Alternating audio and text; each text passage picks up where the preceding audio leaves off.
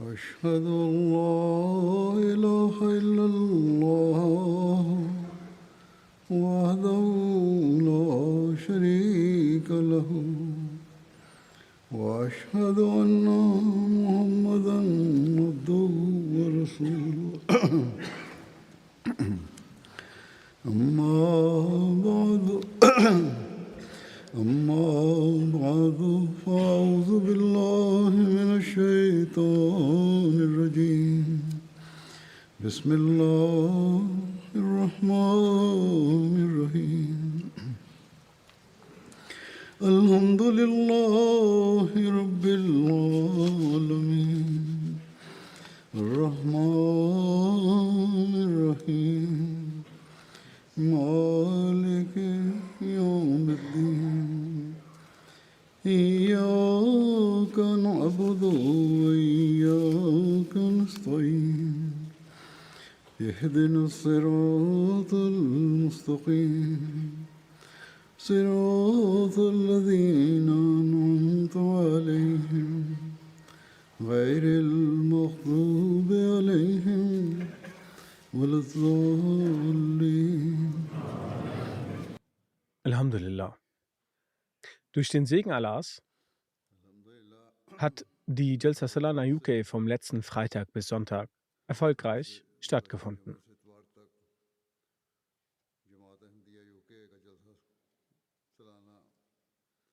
Obwohl das Wetter sich von Zeit zu Zeit verschlechterte, hat durch den Segen Allahs die Veranstaltung im Allgemeinen ohne Besorgnis weiter sehr gut stattgefunden.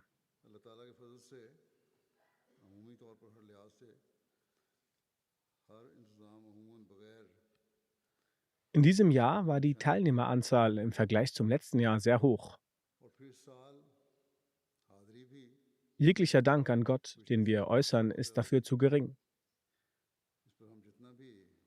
Er hat unsere Jalsa mit Segnungen gefüllt. Dies hat jeder wahrgenommen, seien es Ahmadi-Gäste oder auch Nicht-Ahmadi-Gäste, die aus verschiedenen Ländern gekommen sind. Wir sind schwach und nur durch den Segen Allahs werden unsere Aufgaben erfüllt. Der Regen an Segnungen von Allah fällt auf eine solche Weise auf die Jamaat nieder, welcher nicht gemessen werden kann. Wir sehen diese Tatsache Allahs stets in verschiedenster Weise, nämlich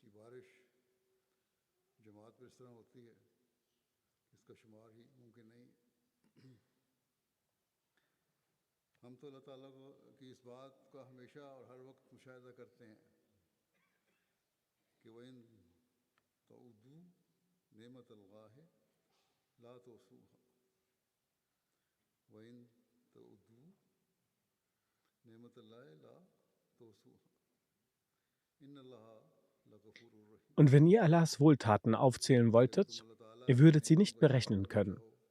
Fürwahr, Allah ist allverzeihend, barmherzig. Allah ist es, der über unsere Schwächen hinwegschaut und uns in solch großartiger Weise und durch verschiedene Wege segnet und Wohltaten gewährt, sodass wir niemals in der Lage sind, auf vollständige Weise Dankbarkeit zu zeigen.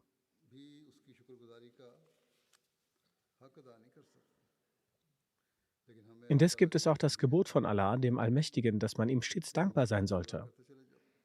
Wenn Allah stets Dankbarkeit erwiesen wird, dann wird Allah noch mehr Wohltaten gewähren. Daher ist es unsere Aufgabe, die Dankbarkeit zum Ausdruck zu bringen. Ebenfalls uns stets den Wohltaten Allahs vor Augen zu führen. Wenn wir stets unsere Pflicht erfüllen werden und stets den Erfolg als Segen und Gnade Allahs ansehen, dann werden wir immer nach vorne schreiten. Kurzum, die erste Dankbarkeit für den Erfolg dieser Jalsa sollten wir Allah zum Ausdruck bringen. Für die Defizite, die in der Organisation aufgetreten sind, sollten wir von Allah um Vergebung bitten.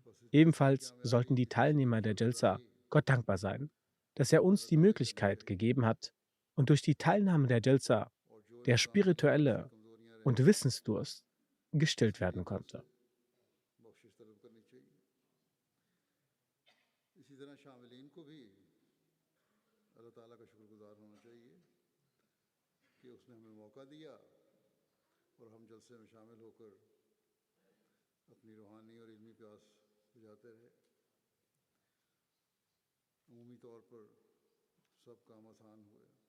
Im Allgemeinen wurden alle Aufgaben erleichtert, trotz der Furcht, dass die Corona-Krankheit noch nicht vollständig zu Ende gegangen ist. Trotz der Tatsache, dass eine solche große Menge zusammengekommen ist, hat Allah seinen Schutz gewährt. Möge Allah auch später alle schützen. Einige sind nach der Jalsa bzw. nach 2 bis 3 Tagen nach der Jalsa an Covid erkrankt. Also nicht direkt danach. Möge Allah ihnen allen eine Genesung gewähren. Es sind sehr wenige, von denen ich mitbekommen habe, und jene, die jetzt an Covid erkranken, haben es meines Erachtens nicht durch die Jalsa, vielmehr ist es eine allgemeine Ankündigung der Regierung, dass in einigen Orten die Zahl der Infizierten steigt. Dies ist jedoch nun, so wie bei den anderen Krankheiten, die zu und abnehmen.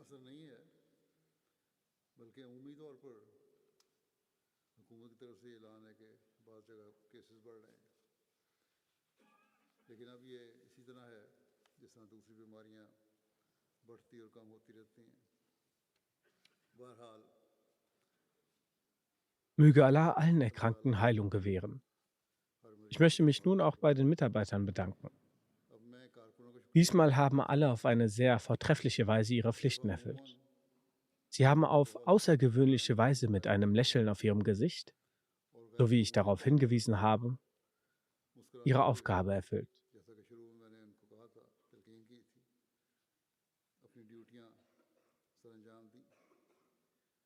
Möge Allah sie alle dafür belohnen. Es war diesmals Es war diesmal bei den Mitarbeitern der jeweiligen Abteilungen eine besondere Expertise und Exzellenz erkennbar, bei der Frauen- und Männerseite. Jedes Jahr gab es Beschwerden bezüglich der Essensausgabe und dem Vorhandensein von Essen bei der Frauenseite. Diesmal ist jedoch diese Beschwerde so gut wie nicht vorgekommen. Die Frauen haben generell auch die Änderungen begrüßt und als gut empfunden, dass der Essensbereich und andere Bereiche des Bedarfs an einer Stelle zusammengelegt wurden. Wenn es hierbei einen Mangel gab, wird es inshallah beim nächsten Mal versucht zu beseitigen.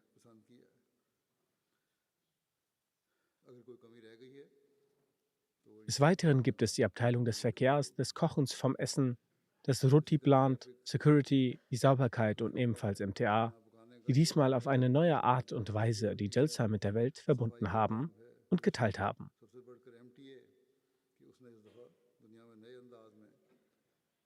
Kurzum, in allen Abteilungen, bei denen die ich genannt habe und auch die, die ich nicht habe, haben Frauen und Männer mit Mühe und Fleiß ihre Aufgaben bewältigt. Ich möchte mich daher bei allen bedanken. Die Gäste waren ebenfalls, nachdem sie den Fleiß und die Freundlichkeit der Mitarbeiter gesehen haben, beeindruckt.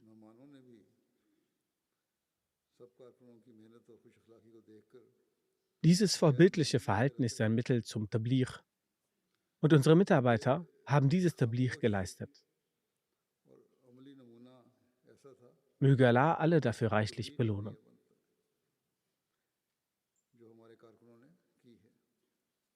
Auf eine Sache möchte ich die Abteilung Jalsa Salana hinweisen. Das Wasser wird unverzüglich nach der Jalsa abgeschaltet. In den Waschräumen ist dann kein Wasser mehr vorhanden. Man sollte die Wasserzufuhr mindestens 12 Stunden aufrechterhalten. Generell war die Organisation diesmal besser. Was waren die Eindrücke der Gäste, die aus den verschiedenen Ländern gekommen sind? Von diesen waren auch Externe. Welchen Eindruck hatte Jalsa und die Organisation der Jalsa auf sie hinterlassen? Ich möchte einige Erfahrungen und Eindrücke schildern. Alle werden nicht genannt werden können. Professor Dr. Giallo Jean ist ist ein sehr bekannter Specialist in Burkina Faso. Er ist Professor an der Medizinischen Universität. Ebenfalls ist er Oberst in der Armee. Er kommt auch immer wieder zu unserem Augeninstitut. Er hat zum ersten Mal an der Jalsa teilgenommen. Er sagt, ich habe das erste Mal an der Jalsa teilgenommen. Die erste Sache, die mich sehr beeindruckt hat, war, dass Tausende von Menschen für den gleichen Zweck an einem Ort versammelt sind, um einen religiösen Führer herum versammelt sind. Alle sind vereint. Alle haben das gleiche Ziel vor Augen. Die Bewerkstelligung außergewöhnlicher Arbeiten und das Versammeln verschiedenster Menschen an einem Ort sind bewundernswert. Ich habe mich unter diesen Menschen gemischt, um zu sehen, ob es wirklich wahrhaftig so vor sich geht oder nur etwas künstlich vorgespielt wird. In keiner einzigen Person konnte ich ein Anzeichen von Abneigung feststellen. Das Zusammenkommen von Menschen aus verschiedenen Regionen, Ethnien und Ländern, die Verbindungen zu unterschiedlichen sozialen Schichten haben, an einem Ort und unter einer Hand für ein gemeinsames Ziel, ist ein außergewöhnliches Ereignis. Kurzum, die Ahmadi-Teilnehmer der Jalsa leisten auf dieser Weise praktische Tabligh-Arbeit unter den externen Gästen. Dann sagt er weiter. Die Qualität der Reden war sehr hoch. Diese Reden waren sehr hilfreich, um uns eine Lehre, einen Zweck und eine Richtung zu vermitteln. Ich habe auch die Ansprachen vom Khalifen der Zeit gehört. Er hat im Lichte der koranischen Verse die Lehren erläutert. Mir ist bewusst, wie wichtig es für die Welt ist, die Botschaft Gottes zu verstehen. Und um diese Botschaft zu verstehen, wird jemand benötigt, der dabei hilft. Deshalb ist die Institution des Khilafat in der Ahmadiyya Jamaat ein solches System, von dem die Welt eine Lehre ziehen kann.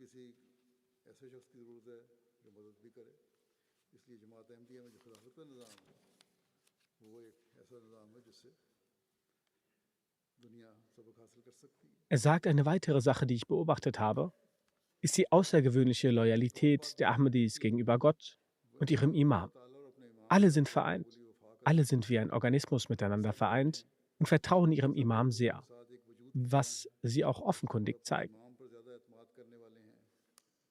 Er sagt, ich habe mir jetzt vorgenommen, wenn Allah mir die Möglichkeit gibt, dass ich jedes Jahr an der Jalsa teilnehmen werde. Denn hier in diesen 3 Tagen geht es um die Bindung zu Gott und der Menschheit. Deshalb ist es wichtig, dass ich auch diese Dinge lerne.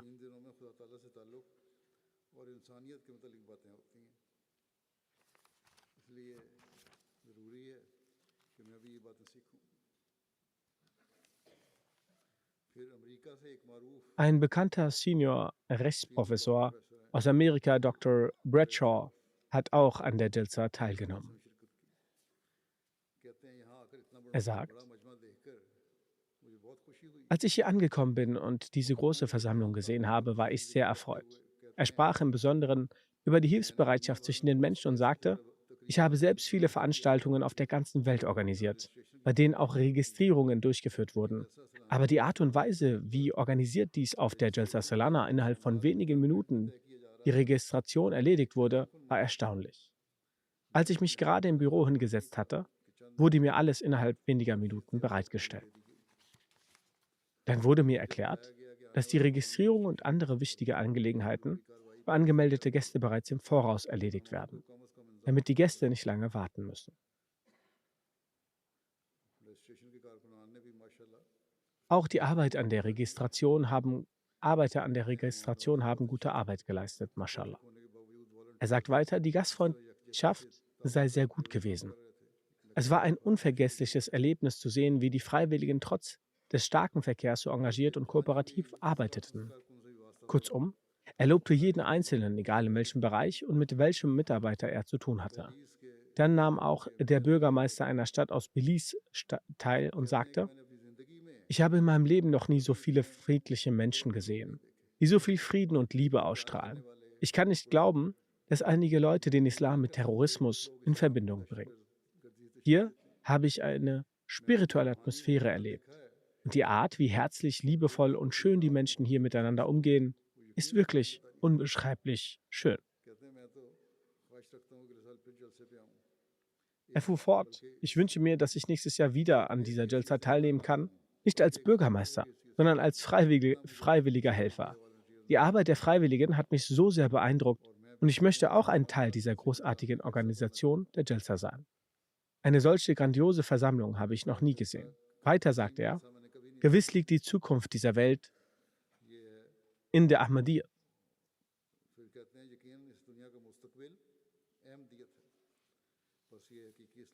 Das ist der wahre Islam, den die Jamaat vorstellt, der die Menschen beeindruckt. Ein Gast aus Ghana namens Michael Wilson arbeitet als Cheftechnologe bei einer Organisation für wissenschaftliche und industrielle Forschung im Bereich der Umweltwissenschaften und Technologie.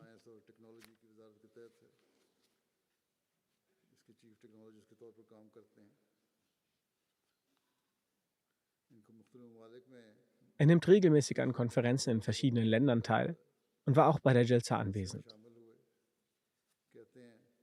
Vor der Versammlung sagte er während der Gespräche über die Organisation: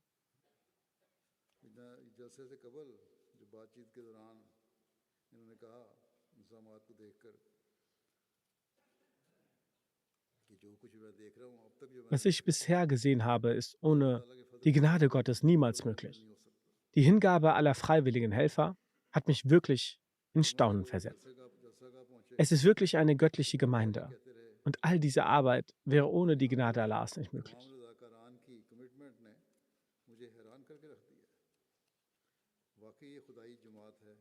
Hier herrscht eine disziplinierte und liebevolle Atmosphäre. Alle freiwilligen Helfer sind gebildet. Einige von ihnen sind Berater, aber sie helfen auch beim Zimmermanns- und Reinigungsarbeiten während der Jalsa.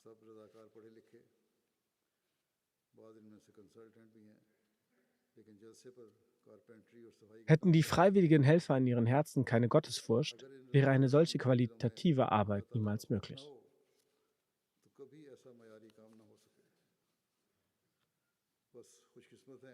Glücklich sind jene Arbeiter, die diese stille Arbeit, Tabligh-Arbeit leisten. Dieser Gast war auch sehr beeindruckt von der internationalen Bad-Zeremonie und sagte: Ich wusste vor der Jalsa nicht, was Ahmadiyyat ist.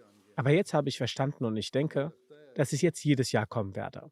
Er sagt auch, die Jamaat in Ghana sollte angewiesen werden, dass die Jamaat in Ghana verstärkt vorgestellt werden sollte. Da gibt es noch großen Bedarf.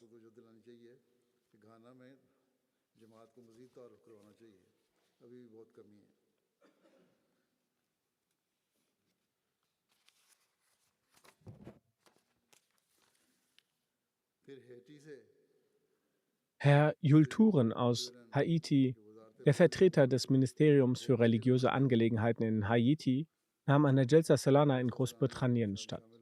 Äh, nahm an der Jalsa Salana in Großbritannien teil. Er sagte: Es war das erste Mal, dass ich an der Jalsa teilgenommen habe. Für mich war diese Erfahrung sehr beeindruckend und erfreulich.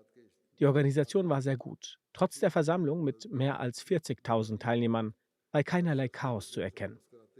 Jeder begrüßte den anderen mit einem Lächeln im Gesicht und freundlichem Austausch. Jeder bemühte sich, keine Unannehmlichkeiten für andere zu verursachen, sondern stattdessen dafür zu sorgen, dass sich jeder wohlfühlt.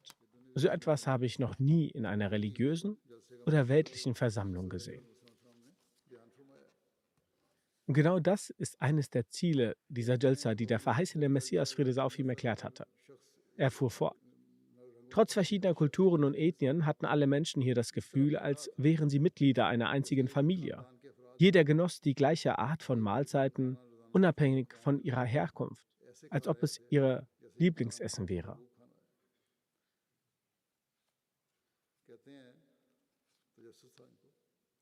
Er fragte aus Neugier einen Gast aus Afrika, weshalb der Gast über keinerlei Angelegenheit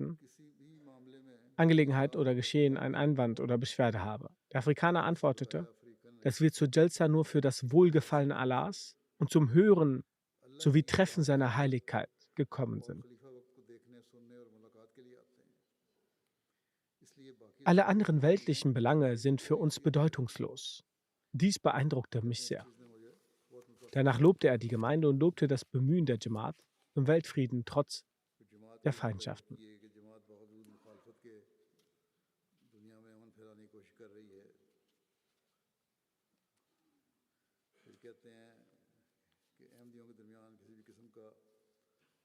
Dann sagte er, dass es innerhalb der Ahmadis keinen Unterschied im Umgang gibt. Alle waren gleich.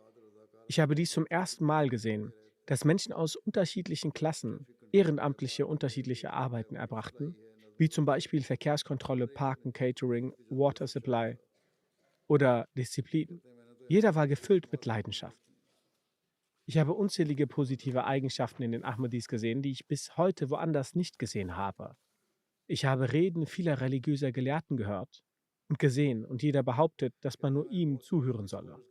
Doch seine Heiligkeit, möge Allah sein Helfer sein, hat nur über Allah, Mohammed, Friede und Segen Allah sein auf ihm, und den verheißenen Messias, Friede sei auf ihm, gesprochen und sagt, man solle ihn horchen und gehorchen. Diese Tatsache war für mich sehr erstaunlich. Er hörte alle 3 Tage im Jalsagar den Reden zu und hörte die Reden konzentrierter als einige Ahmadis, da er nebenbei sogar Notizen schrieb.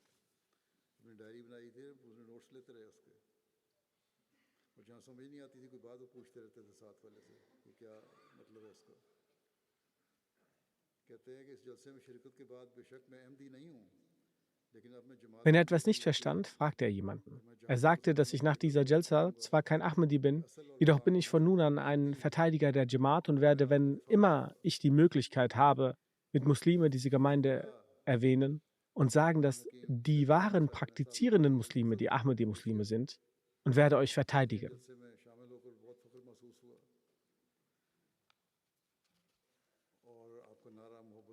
Herr Luqman Hakim Sheikhuddin, ehemaliger Religionsminister Indonesien, sagt, dass er sehr stolz ist, an der Jalsa teilnehmen zu dürfen. Ihr Motto, Liebe für alle, Hass für keinen, habe ich schon am Londoner Flughafen gesehen und hat sich bis zum Jalsa und während den 3 Tagen hingezogen. Überall habe ich einen hohen Standard an Gastfreundschaft gesehen. Die Brüderlichkeit war sehr stark. Überall gab es Situationen, in denen gelächelt wurde, gratuliert und Gebete füreinander ausgesprochen wurden.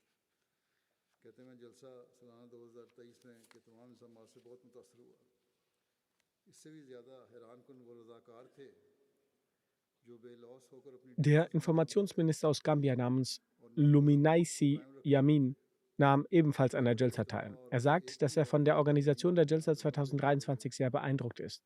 Viel beeindruckender war jene ehrenamtlichen Helfer, die selbstlos ihre Duty erfüllten und ihre Disziplin bewahrten.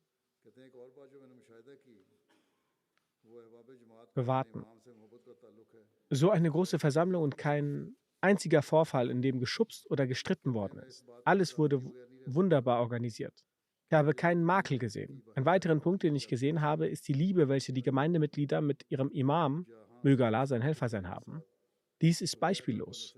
Ich kann nicht anders als zu bestätigen, dass man heute auf der Welt das Bild der wahren Brüderlichkeit nur in der Ahmadiyya-Gemeinde vorfindet, in der die Mitglieder lächelnd und ohne Differenzierung der Rasse oder Hautfarbe sich so begrüßen, als würden sie sich schon seit Jahrzehnten kennen.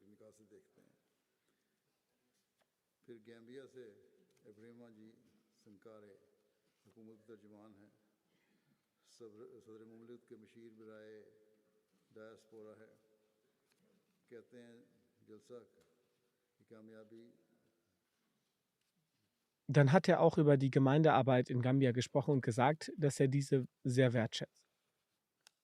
Dann schreibt ebenfalls aus Gambia Herr Embrimaji Sankawe, ein Regierungssprecher des Landes, Berater der Diaspora für den Präsidenten. Er sagt, die Organisation der Jalsa steht sinnbildlich für den Erfolg dieser Jalsa.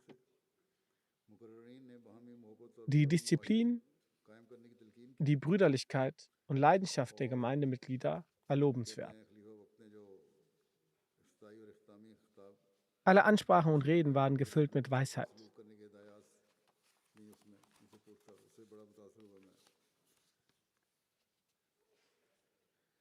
Die Redner haben die zwischenmenschliche Harmonie und Verständigung angetrieben. Dann war er auch von der Eröffnungsrede und Abschlussrede von Khalifatul Masih, möge Allah sein Helfer sein, beeindruckt, in denen seine Heiligkeit über die Hilfe für Bedürftige und Arme gesprochen hat. Er sagt, dass er persönlich durch das Kennenlernen der Jungen und Älteren aus unterschiedlichen Gesellschaftsschichten erkannt hat, dass trotz der schwierigen aktuellen Weltlage die Zukunft der Welt hell ist. Ich habe solche Menschen getroffen, die bemüht sind, diese Welt zu einem friedlichen Ort für jedermann zu gestalten. Ich war auch erstaunt, wie sich diese Gemeinde um die über 40.000 Gäste, die aus der ganzen Welt gekommen waren, sorgte. Zu allerletzt war die Leidenschaft der jungen Gemeindemitglieder und die Motivation, ehrenamtlich zu dienen, am meisten beeindruckend. Ihre Disziplin und der Respekt gegenüber älteren Personen haben sich unvergesslich in meinen Gedanken eingebrannt. Die Zukunft der Welt ist hell, da diese jungen Mitglieder dafür bemüht sind. Den Eindruck, den unsere jungen Mitglieder bei anderen machen, ist eine stumme Art von Tabligh. सब कुछ बहुत पसंद आया। 118 मुल्कों के लोगों को एक जगह भाईचारे के माहौल में इकट्ठा रहना किसी दूसरे के बस की बात नहीं। लोगों को आपस में इज्जत, अखलाक और खुशदिली और हमदर्दी से मिलना Herr Luis Carlos da Silva बहुत अच्छा aus है। der Petropolis, Brasilien, sagt, फिर dass er alles एक sehr प्रोग्राम gut की fand. तारीफ की है इन्होंने। फिर Gemeindemitglieder के von इनामात über वगैरह 118 Nationen in brüderlicher Atmosphäre zusammenzubringen, schafft kein anderer. मामूली बात थी। Ich fand es sehr gut, dass die Leute mit Respekt, Frömmigkeit, Mitgefühl und moralischen Eigenschaften aneinander grüßten. हजारों लोगों Dann lobte er das Programm der Jalsa. Er कोई sagte किसी auch, किस्म की बनावट नहीं थी। फिर वॉलंटियर्स कर रहे हैं किस तरह बेलौसों की खिदमत कर रहे थे। dass der सब Transport थे sehr कि gut बहुत war. जज्बे से काम Er करते थे। sagt, dass er beobachtet, dass bei den tausenden ehrenamtlichen Helfern, फिर स्पेन के die in dieser großen Versammlung gearbeitet haben, nichts gestellt war. Alle haben mit einer großen Leidenschaft gearbeitet. और कुर्तुबा की अलहमदुलिल्लाह लाइब्रेरी में काम करते हैं। कहते हैं जलसा सलाना की दावत में आया हूँ, बड़ा शुक्रगुजार In हूँ। der spanischen Delegation war ein Historiker dabei, इस्लामी कल्चर के मतलब welcher in der andalusischen Bibliothek in Cordoba arbeitet. और बड़ी मेहमानवाजी से रखा, बहुत इज्जत दी आप लोगों ने, Er sagt, कभी नहीं बुला dass er सकता। für die Einladung zur Jalsa sehr dankbar ist. Ich habe von ihnen über den Islam und seine Kultur sehr viel gelernt. तादाद में Sie waren sehr gastfreundlich und haben mir sehr viel Respekt gegeben. Dies werde ich niemals vergessen. सब लोग अल्लाह ताला की मोहब्बत की खातिर ही Ich habe noch nie so viele Menschen und so unterschiedliche Gesellschaftsschichten zusammen gesehen. Sicherlich haben sich die Menschen für das Wohlgefallen Gottes hier zusammengefunden. Er sagt, dass die Ahmadiyya-Gemeinde heute wirklich ein Beispiel an Standhaftigkeit und Courage statuiert hat. Dieses Beispiel werde ich mir täglich vor Augen führen. Auch für mich ist es eine Lektion. Italy के एक सहाफ़ी आए हुए थे, मार्को स्पेंटी, एक अखबार के चीफ एडिटर हैं। कहते हैं कि मैंने जलसे में पहली बार सुना और पढ़ा था। जलसे के बारे में पहले भी सुना और पढ़ा था, मगर इसमें शिरकत बिल्कुल एक अलग किस्म का तजुर्बा है। मैं रज़ाकारान के काम को देखकर बहुत मुतासर हूँ। Aus Italien war ein Journalist namens Marcos Spendi anwesend. किस्म का नज़्म व ज़ब्त Er ist Chefredakteur einer Zeitschrift. बड़ी Er तादाद sagt, में नज़र dass er schon vorher über die Jalsa gelesen und gehört hatte. कहते Doch हैं selbst daran teilzunehmen war eine eigene Erfahrung. और सफाई का Ich इंतज़ाम bin von der Arbeit der ehrenamtlichen Mitarbeiter sehr beeindruckt worden. Ein weiterer Aspekt, der ebenfalls dazu zum Vorschein kam, war die hervorragende Disziplin, welche im Hinblick auf solch eine große Anzahl ein sehr schwieriges Unterfangen ist. मुसलमान नहीं हूँ, Disziplin und Sauberkeit ist in solch einem großen Umfang ist nicht etwas Gewöhnliches. अल्लाह फ़र्ज़ है। Aber das Wichtigste, was ich auf der Jalsa Salana gesehen habe, war das Namaz. Für jede Person hatte das Namaz einen besonderen Stellenwert inne. होने के नाते मैं बहुत सारे लोगों को मिला। Er sagt, ich bin zwar nicht ein Muslim, aber ich finde, dass die Art und Weise, wie die Ahmadis das Namaz verrichten, die oberste Pflicht eines jedes Menschen ist. Ich bin sehr erfreut darüber gewesen, dort die Hingabe und Ernsthaftigkeit tausender Menschen zu sehen. Senegal के कोल्डा रीजन के गवर्नर सिरौंदा साहब भी शामिल हुए। कहते हैं मैं जलसा पहली दफ़ा Er sagt, als Journalist bin ich in der Jalsa sehr vielen Menschen begegnet, sowohl Bekannten als auch Neuen. Ich traf auch einige Bekannte wieder und auch bezüglich der Historie der Ahmadiyya-Gemeinde erfuhr ich sehr viel. अहमदियों का खलीफत मसीह से ऐसा प्यार है जो अल्फाज में Der Gouverneur der Region Kolda in Senegal, Herr Sirondo, nahm ebenfalls teil. Er sagt, ich nahm zum ersten Mal an der Jalsa teil. Mit voller Aufrichtigkeit teile ich mit, dass ich die Disziplin, die ich auf der Jalsa sah, noch nie zuvor gesehen hatte. Ahmadis haben eine solche Liebe zum Khalifen, welche nicht in Worten zu beschreiben ist. कहते हैं इस जलसे Ich bin als Gouverneur viel gereist, aber ich habe noch nie eine solche Liebe gesehen. Er sagt, die Auszüge des verheißenen Messias, Friede sei auf ihm, welche zitiert wurden, haben mich sehr beeindruckt. Sie haben auf mein Herz sehr stark eingewirkt. Er sagt, das Besondere, was ich in dieser Jalsa gesehen hatte, war die Opferbereitschaft. Der verheißene Messias, Friede sei auf ihm, hatte als eines der Ziele der Jalsa angegeben, dass füreinander Opferbereitschaft gezeigt werden soll. Und dies hat er, der Gouverneur, gesehen. Er sagt,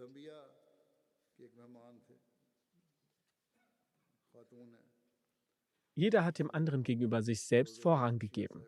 In meiner Schulzeit hatte ich über das Khilafat gehört, aber das wahre und richtige Khilafat habe ich nur in der Ahmadiyya-Gemeinde gesehen. Wenn die gesamte muslimische Gefolgschaft der Ahmadiyya-Gemeinde folgen würde, würden die Muslime sicherlich von Erfolg gekrönt sein. Aus Kolumbien war ein Gast, sie ist eine Dame, Frau Rosevalincha. Er ist ein Mann, er sagt,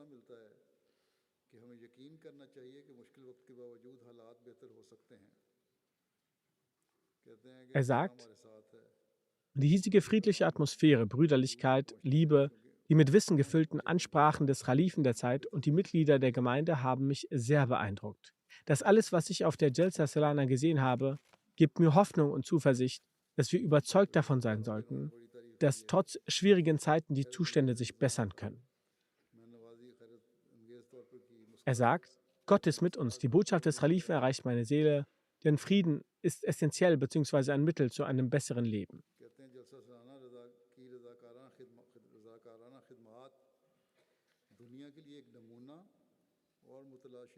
Die ehrenamtlichen Mitarbeiter hat er danach sehr gelobt. Es war eine beeindruckende Organisation. Gastfreundschaft wurde auf beeindruckende Weise geleistet. Er sagt, überall sah ich lächelnde Gesichter. Die ehrenamtlichen Dienste der Jalsa Salana sind ein Vorbild für die Welt und für die nach Gott Suchenden eine Lehre der Liebe. Dann nahm die argentinische Botschafterin Großbritannien, Herr Javier Figuera, am ersten Tag der Jalsa teil.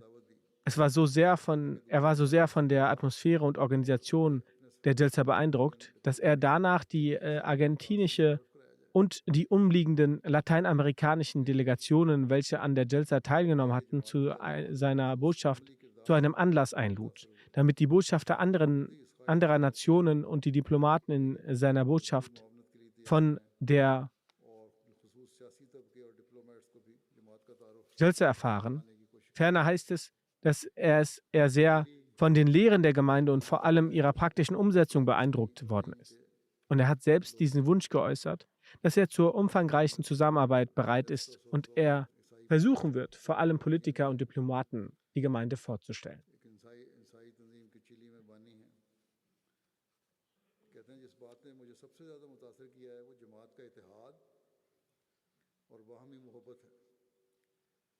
Aus Chile kamen 3 Personen. Sie gehören einer christlichen Organisation an.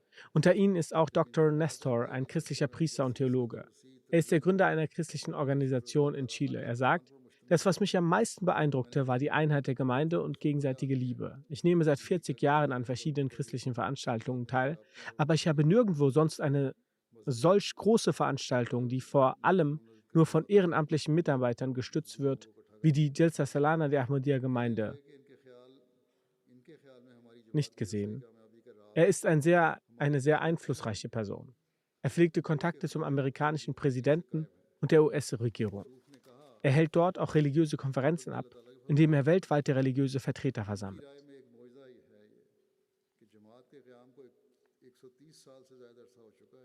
Er sagt, dass seiner Meinung nach das Geheimnis des Erfolges der Jalsa unserer Gemeinde unsere Einheit ist, welche durch die Person des Khalifen der Zeit besteht.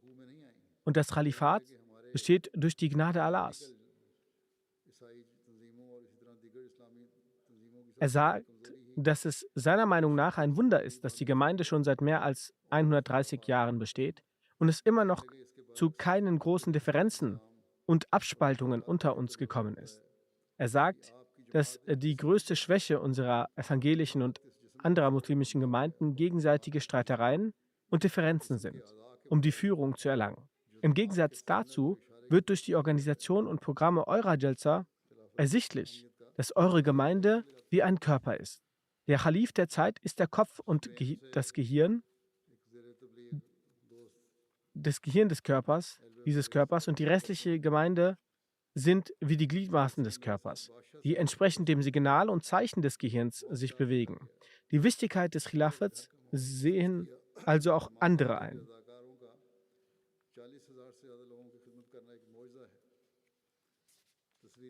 Alvay Pervez aus Spanien sagt, in dieser Jalsa wurde ich bereits als König behandelt. Es wurde sich sehr um mich gekümmert. Ich fühlte mich stets heimisch. Dass die ehrenamtlichen Mitarbeiter der Gemeinde 40.000 Menschen dienen, ist ein Wunder. In der Galerie erfuhr ich sehr viel von der Ahmadiyya-Gemeinde. Sie war ein Bestandteil der lebenden und bewegenden Geschichte. Während der Veranstaltung fühlte ich eine Atmosphäre von Brüderlichkeit. Ich versichere Ihnen, dass ich mit Gott verbunden bin, obwohl ich kein Muslim bin. Aber Allah ist in den verschiedenen Religionen gemeinsam. Ohne Zweifel, Allah war mit ihnen und allen Ahmadis während der Jalsa zu sehen. Am Sonntag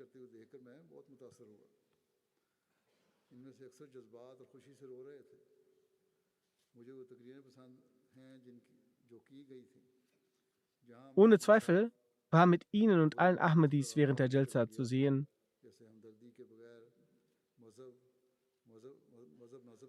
Am Sonntag die Ahmadiyya-Bruderschaft ihren Glauben wiederzubeleben zu sehen, hat mich sehr beeindruckt.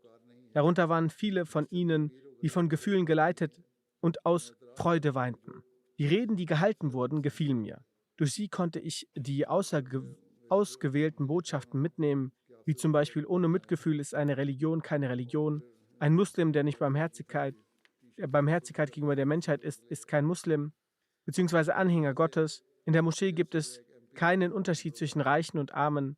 Ich gebe zu, dass das, was mir am meisten gefiel, das hat er mir geschrieben. Es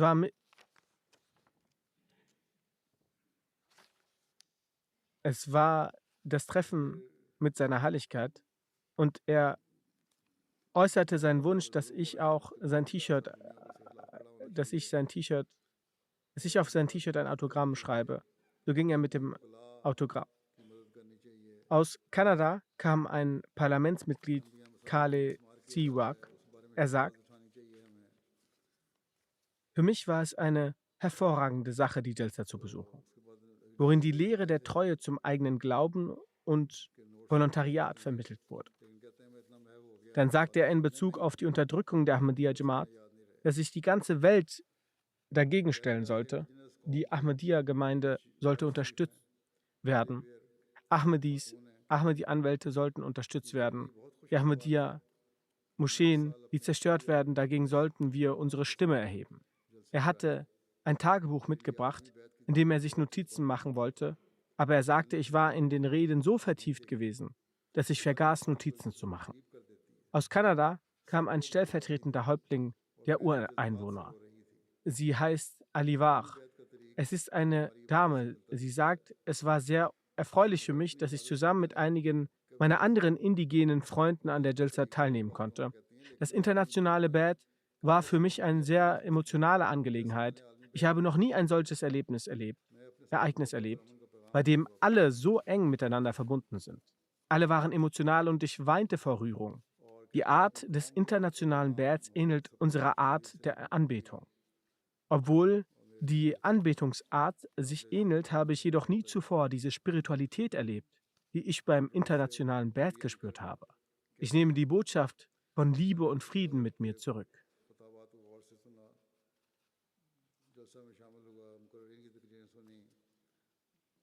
Und sie sagt, ich werde ihre Botschaft Liebe für alle, Hass für keinen an mein Volk vermitteln. Ich fühle mich sehr geehrt und bin stolz darauf, dass ich hier sein darf. Eine Fernsehsprecherin aus Honduras sagt, ich habe den Ansprachen des Khalifen sehr aufmerksam zugehört. Ich war bei der Jalsa anwesend. Ich hörte die Reden der Redner. Die Person ist eine Frau. Ich schätze mich glücklich, dass ich eine so große Möglichkeit bekam. Ich bekam die Möglichkeit, sehr viele Personen zu treffen. Ich sah in ihnen eine große Dienstbereitschaft und Demut. Ich sah eine sehr gute Organisation, die ich bis heute nirgendwo sonst gesehen habe. Nach der Ansprache bei der Lejna sagte sie, das brauchen wir alle, auch in Honduras. Bezüglich der Frauenrechte sagte sie, ich werde auch ein separates Video darüber erstellen, damit die Menschen es leichter verstehen. Aus der Türkei waren die Inhaber der Druckereien anwesend. Sie haben unsere diversen Bücher und Literaturen gedruckt. Der sehr schöne Heilige Koran wurde auch dort gedruckt. Sie haben ihn wahrscheinlich auch beim Bücherstand gesehen. Die Inhaber dieser Druckerei waren anwesend. Der Direktor sagt, ich fand es sehr bewundernswert, dass Sie eine so große Versammlung mit Freude, trotz des schlechten Wetters, ohne große Probleme organisiert haben. Weiter sagt er, eine Sache, die ich außergewöhnlich fand, war, diese Dinge beeinflussen Fremde auch. Das ist auch Tabligh, dass ich in einer so großen Versammlung niemanden rauchen sah und dass alle Menschen die Anweisungen der Duty-Mitglieder sehr gehorsam und gut organisiert Folge leisteten. Das war auch ein sehr außergewöhnlicher Anblick, dass die Leute auch die Anweisung kleiner Kinder, Jungen, Jugendlichen, Duty-Mitgliedern befolgten. Ein weiterer Direktor einer anderen Firma sagt, mir war die Größe der Jamaat nicht bewusst. Als er während der Ausstellung die Galerie der Märtyrer sah, war er schockiert, dass auch in einer solchen Zeit die Barbarei im Namen des Islam und vor allem in einem islamischen Land herrscht. Beide, Vater und Sohn, waren anwesend. Sie sagen, aufgrund eines sehr wichtigen Geschäftstreffens, das während der Jalsa stattfinden sollte, wollten wir nicht kommen. Das Treffen wurde abgesagt und wir konnten an der Jalsa teilnehmen. Es war sehr schön, weil es eine unvergessliche Erfahrung ist. Eine Sozialarbeiterin aus Lettland schreibt, ich wusste nicht viel über die Ahmadiyya Jamaat, aber während der Jalsa Salana konnte ich über den Islam Ahmadiyyat vieles lernen. Nach der Rückkehr werde ich den Heiligen Koran lesen und ich werde versuchen, mein Wissen über den Islam zu erweitern. Die Atmosphäre der Jalsa Salana war sehr ruhig und rein. In jedem Gesicht war ein Lächeln. Alle Duty-Mitglieder kümmerten sich sehr um uns. Sie sagt, mein Herz ist erfüllt voller Emotionen über die Gastfreundschaft der Jalsa Salana und dem guten Umgang, doch meine Zunge kann sie nicht aussprechen. Es schickten auch einige Fernsehzuschauer ihr Feedback.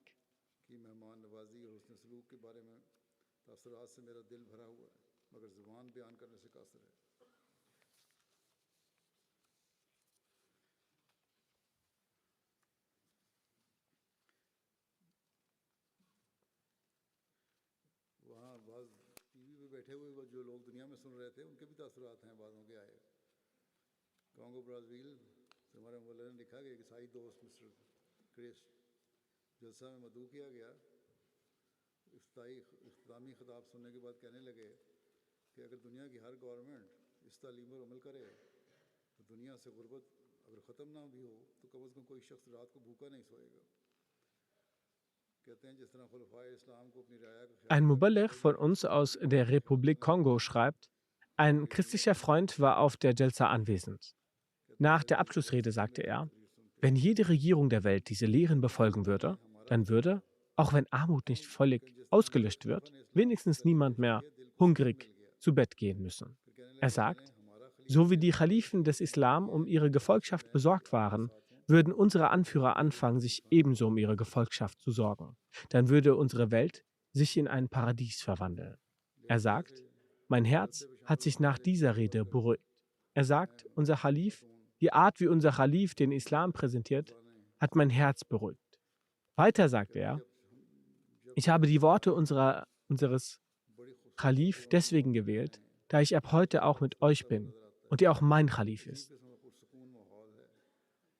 Eine Sozialarbeiterin aus Lettland, die an der Jalsa teilnahm, eine Dame, Frau Adija Osane, sagt, seitdem wir hier angekommen sind, befinden wir uns in einer so schönen und friedlichen Atmosphäre. Alle lächeln stets. Es ist eine besonders friedliche Atmosphäre. Ich bin besorgt, wenn ich wieder in meinen Alltag eintauchen werde, dass der alte Zustand zurückkehren wird, in dem es eine stressige Atmosphäre gibt und Menschen aneinander anstarren.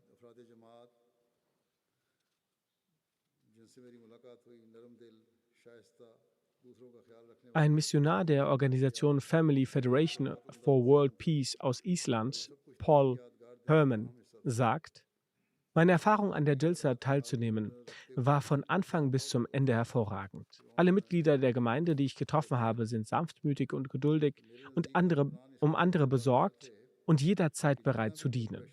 Die Organisation der Unterkunft war hervorragend. Dies alles war ein wichtiger Bestandteil dieser unvergesslichen 3 Tage.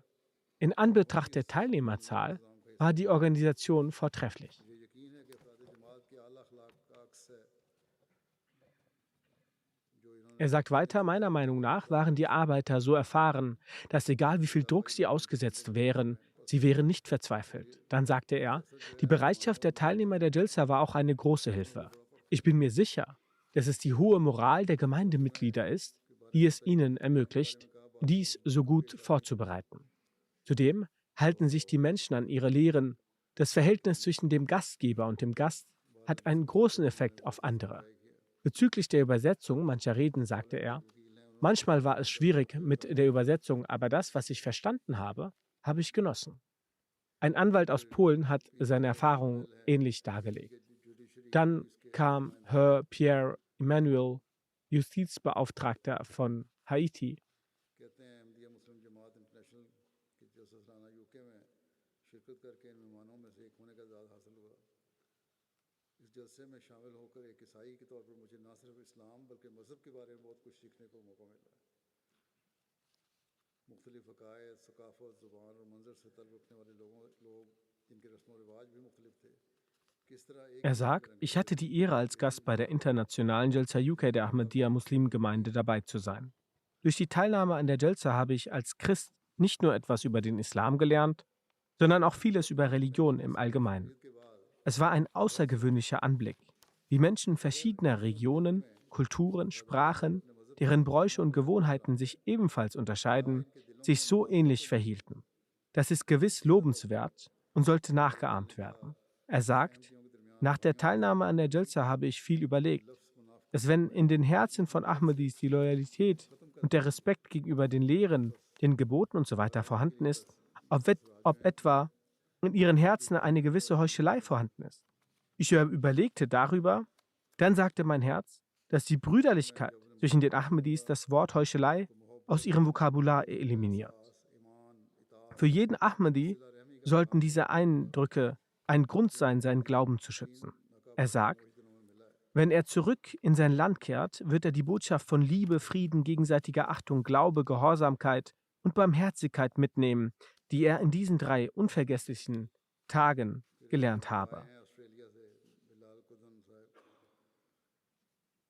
कहते हैं हमेशा ये एहसास मेरे साथ रहेगा हैरत अंगेज़ दिन थे और नज़्म व ज़ब्त का मुजाहरा और मोहब्बत और भाईचारा मैं कभी भुला नहीं सकता कहते हैं आलमी बैत में भी शामिल होना मेरे लिए एक नया तजुर्बा था इससे मुझे Dann gibt es einen neuen Konvertiten aus Australien, Herr Bilal Kudam.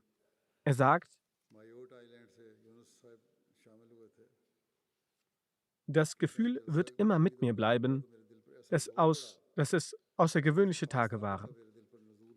Die Disziplin, Liebe und Brüderlichkeit werde ich niemals vergessen. Er sagt, die Teilnahme am internationalen Bad war eine neue Erfahrung für mich. Dadurch konnte ich mich spirituell weiterentwickeln und empfand Trost. Aus Mayotte Island nahm Herr Yunus teil. Er schreibt, als ich das erste Mal auf die Jalsa kam, verspürte ich einen starken Druck auf dem Herzen. Als wurde eine besondere Kraft auf meinem Herzen herabgesandt. Die Jalsa-Vorbereitung sehend war ich sprachlos. Er sagt, ich hatte vor der Jalsa gehört, aber die Teilnahme war ein ganz anderes Erlebnis. Dann fanden durch das Hören der Jalsa auch Bad statt.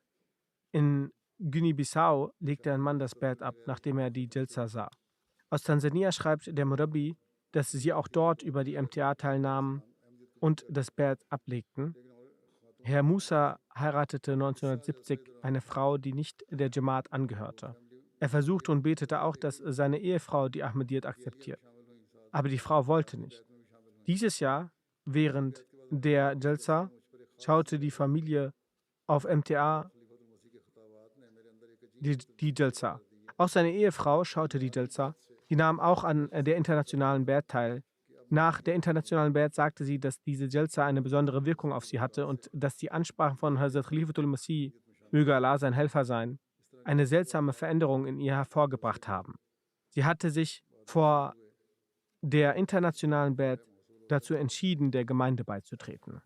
So konnte auch seine Frau durch die Segnungen der Jalsa der Jamaat beitreten. Es gibt viele solche Ereignisse, die nach der Jalsa zugeschickt wurden und weiterhin zugeschickt werden, über die nach dem Hören der Ansprachen der Jalsa das Bay'at ablegten. Durch die Gnade Allahs des Gnädigen, wie ich bereits erwähnt habe, wurden zahlreiche Eindrücke und Gedanken zugeschickt. Alles zu erwähnen ist unmöglich. Möge Allah das wirkliche Resultat dieser Jalsa machen, dass die Leben der Ahmadis mit Allah verbunden werden. Amin. Dass der Glaube bereichert wird und dass sie den Sinn der Ankunft des verheißenen Messias, Friede sei auf ihm, erfüllen. Möge auch die Wirkung auf andere nicht nur temporär sein, sondern dauerhaft ihre Augen öffnen und mögen sie die Lehre des Islams als ihre und die Erlösung der Welt verstehen. Durch die Medien wurden auch das Programm der Jalsa gesehen und gehört. Dadurch wurde sie sehr weit verbreitet. Auf dem afrikanischen Kontinent wurden auf 24 Fernsehsendern die Reden vor allem alle meine Ansprachen ausgestrahlt. So waren sie in einigen Ländern zu sehen und wurden von 40 Millionen Menschen gehört. Es wurde ein Medizinzentrum mit Journalisten und Mediendirektoren zusammengestellt. Hieran waren 23 Journalisten und Mediendirektoren beteiligt. Sie erstellten täglich Berichte. So wurden insgesamt 72 Berichte erstellt, die ca. 50 Millionen Menschen erreichten. 41 Webseiten teilten Nachrichten. Die Zahl der Leser dieser Webseiten soll 19 Millionen sein. Die Anzahl von Zeitungsartikeln über die Jalsa belaufen sich auf 15.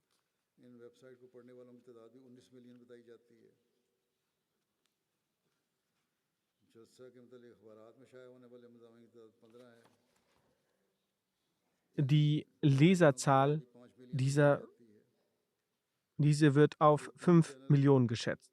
Es wurden 14 Nachrichten auf verschiedenen Fernsehsendern ausgestrahlt. Die Zuschauer dieser soll 20 Millionen sein. Auf Radiosendern wurden 37 Berichte ausgestrahlt.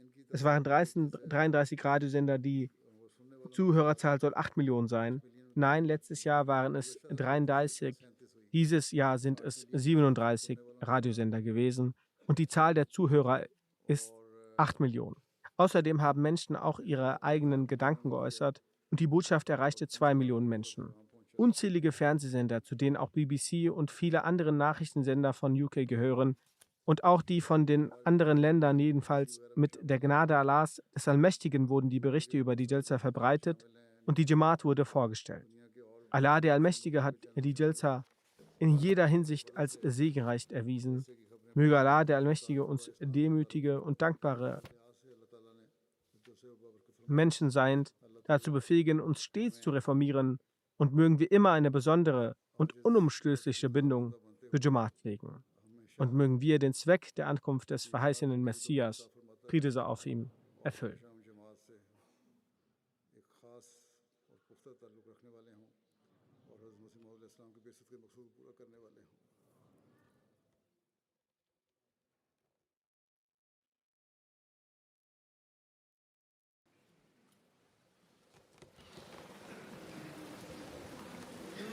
الحمد